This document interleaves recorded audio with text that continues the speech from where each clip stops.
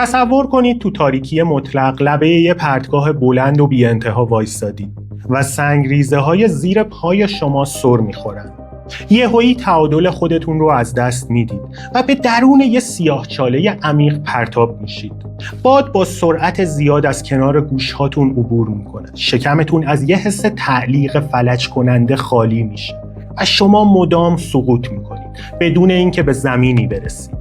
توی داستان دیگه خودتون رو غوطه‌ور تو اعماق یه اقیانوس تاریک و سهمگین میبینید. آب سرد و سنگین روی قفسه سینه‌تون فشار میاره. حباب‌های اکسیژن از دهنتون خارج میشه و هرچی دست و پا میزنید بیشتر به سمت تاریکی کف دریا فرو میرید. حالا زاویه دوربین ذهنتون رو عوض کنید.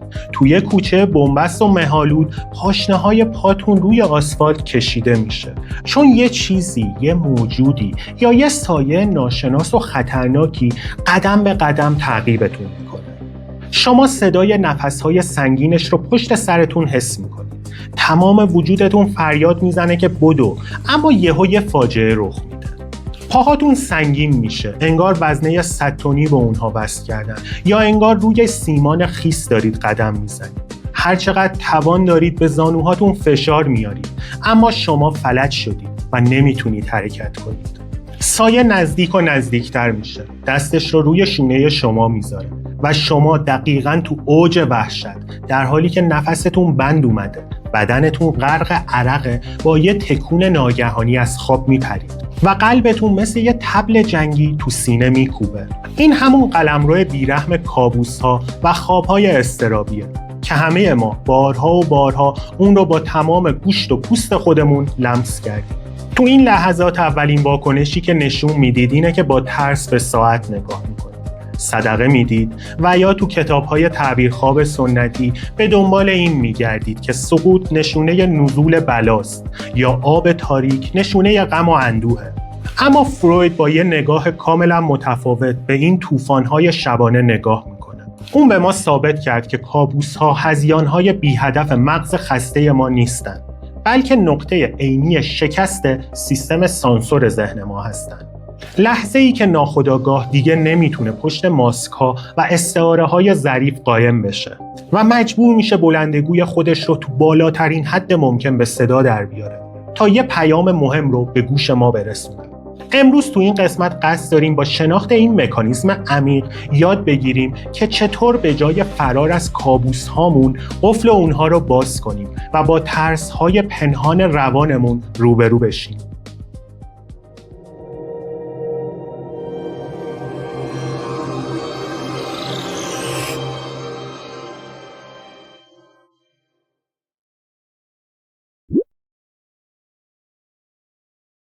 برای اینکه درک کنیم چرا سیستم سانسور ذهن تو بعضی شب‌ها شکست می‌خوره و ما با کابوس از خواب میپریم، باید اول به ساختار و وظیفه اصلی خواب از دیدگاه فروید نگاه کنیم. فروید یه جمله خیلی مشهور داره که میگه خواب محافظ شبانه ماست.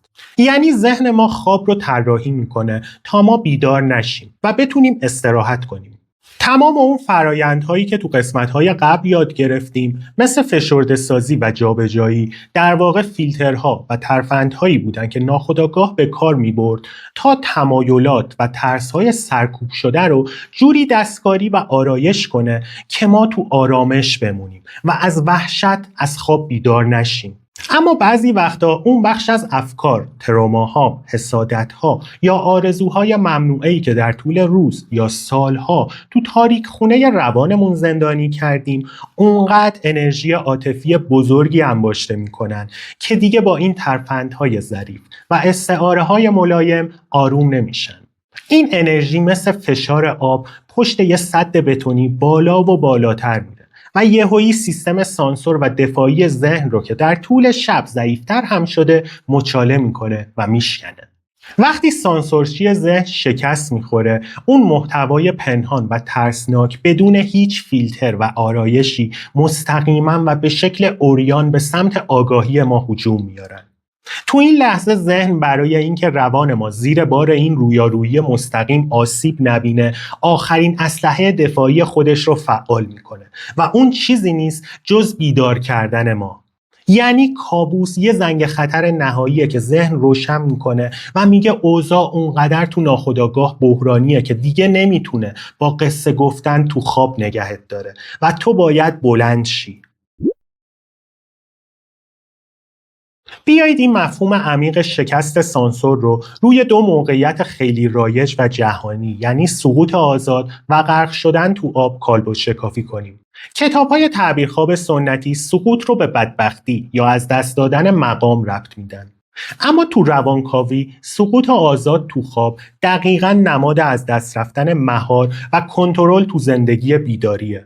ما انسان‌ها در طول روز انرژی خیلی زیادی صرف می‌کنیم تا ظاهر زندگی خودمون رو کنترل کنیم. کنترل روابطمون، کنترل کارمون، کنترل احساساتمون و تظاهر به این که همه چیز تحت کنترل و نظارت ماست. وقتی شما تو دنیای واقعی با یه موقعیتی مواجه میشید که تو اون احساس بی‌دفاعی کامل میکنید، مثل احتمال اخراج از کار، فروپاشی یه رابطه عاطفی یا حتی یه بحران وجودی که تمام باورهاتون رو زیر سوال میبره، این حس رها شدگی و عدم امنیت تو خواب به شکل سقوط آزاد بازسازی میشه.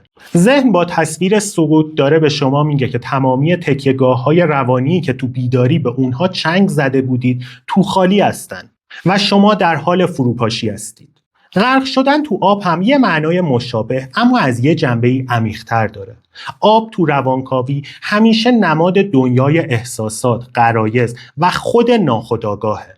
وقتی خواب غرق شدن تو آب تاریک و سنگین رو میبینید، این آب یه عامل خارجی نیست، بلکه یه تجسم از حجم بزرگ اضطراب‌ها، غصه‌ها یا خشم‌های سرکوب شده خودتونه که تو بیداری به اونها اجازه ابراز ندادید و حالا این اقیانوس احساسات فروخورده سرریز کرده و داره شما رو تو خودش میبلعه. ذهن با غرق کردن شما تو خواب هشدار میده که لایه‌های خودآگاه شما دیگه توانایی مهار این همه بار عاطفی رو نداره و شما دارید زیر بار روانی زندگی غرق میشید. تو لایه بعدی به سناریوی ترسناک تحت تعقیب بودن یا فرار از یه موجود یا مرد ناشناس میرسیم. جایی که بدترین بخش کابوس رقم میخوره، یعنی قفل شدن پاها و ناتوانی تو دویدن. این موقعیت یکی از هوشمندانه ترین مکانیزم های دفاعی روان رو به ما نشون میده. وقتی شما تو خواب از دست یه مهاجم، یه هیولا یا یه سایه تاریک فرار میکنید، بر اساس تعبیر فروید اون موجود تعقیب کننده هیچ دشمن خارجی تو دنیای واقعی نیست، بلکه اون تجسم یکی از تمایلات، تکانه ها یا بخش های طرد شده وجود خودتونه که تو بیداری از اون فرار میکنید. مثلا میتونه خشم شدیدی باشه که نسبت به یه شخص دارید و از اون شرم دارید، یا یه میل غریزی ممنوعه باشه که با معیارهای اخلاقی شما همخونی نداره. اما چرا پاهاتون قفل میشه؟ چرا هرچی تلاش میکنید نمیتونید بدوید؟ اینجا تضاد و تعارض درونی روان فاش میشه.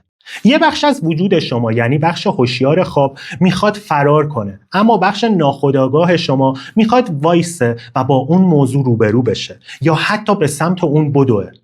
قفل شدن پاها در واقع حاصل این جنگ درونیه. نیرویی که میخواد فرار کنه و نیرویی که میخواد تسلیم اون غریزه یا میل سرکوب شده بشه همدیگر رو خنثی میکنن و شما منجمد میشید. ناخودآگاه با قفل کردن پاهاتون شما رو تو موقعیتی قرار میده که مجبور میشید بایستید و به اون سایه تعقیب کننده نگاه کنید. چون فرار کردن تو بیداری کافی نبوده و حالا زمان مواجهه فرا رسیده. حالا چطور باید این کابوس‌های ترسناک رو رمزگشایی کنیم و با این ترس‌های عمیق روبرو بشیم؟ ابزار عملی ما تو این قسمت تکنیک مواجهه فعال با سایه تعقیب کننده است.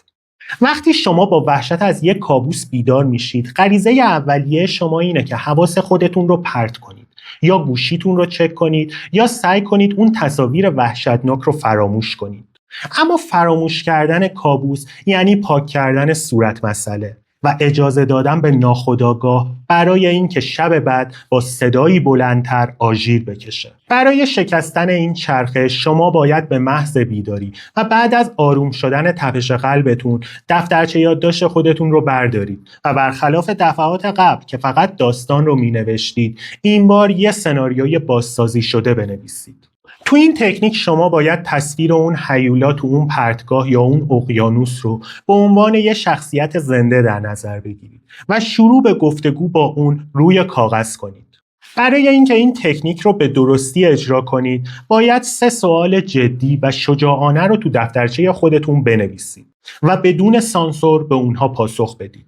سوال اول: اگه اون موجود تعقیب کننده یا اون نیرویی که من رو به سمت سقوط هل میداد یکی از احساسات یا تمایلات سرکوب شده خودم تو دنیای بیداری باشه، اسم اون احساس چیه؟ آیا خشمه؟ آیا شهوته؟ آیا حسادته؟ یا آیا ترس از شکسته؟ سوال دوم: تو زندگی واقعی من چه موضوع یا تعارضی وجود داره که هر روز دارم از اون فرار میکنم، اما میدونم که پاهام برای حل کردنش قفل شده؟ و سوال سوم که خیلی خلاقانه است: اگه من میتونستم تو همون محیط خواب بمونم و روم رو به سمت اون سایه برگردونم، اون چه شکلی بود و به من چی میگفت؟ این گفتگو با کابوس سیستم دفاعی ذهن رو متقاعد میکنه که پیام دریافت شده و دیگه نیازی به تکرار اون نمایش‌های وحشتناک شبونه نیست. برای اینکه قدرت این تکنیک رو تو عمل ببینید، میخوام یه پرونده واقعی از یه زن رو براتون تعریف کنم که سالها اسیر یه کابوس تکراری و سیاه بود. این مراجع یه زن خیلی فداکار، پرتحمل و مادر 3 فرزند بود که تو زندگی خانوادگیش به عنوان یه فرشته نجات و مظهر صبر شناخته میشد. اون هر هفته حداقل 2 بار این خواب رو میدید که توی اتاق شیشه‌ای بزرگ گیر افتاده و آب زلال و روان آروم آروم از کف اتاق بالا میاد. آب اول تا مچ پای اون، بعدش تا زانو و بعدش تا سینه‌اش میرسه. اون تو خواب با وحشت به شیشه ها مشت میزنه، اما صداش بیرون نمیره و پاهاش جوری قفل شده بود که نمیتونست از پله های گوشه اتاق بیرون بره. در نهایت وقتی آب به زیر چونش میرسید و اون احساس غرق شدن و خفگی کامل پیدا میکرد، با جیغ زدن از خواب میپرید. تعبیر خواب‌های سنتی به اون گفته بودن که آب زلال نشانه روشنایی و مادیاته و مشت زدن به شیشه نشونه تلاش برای زندگیه. اما اضطراب اون روز به روز بیشتر میشد.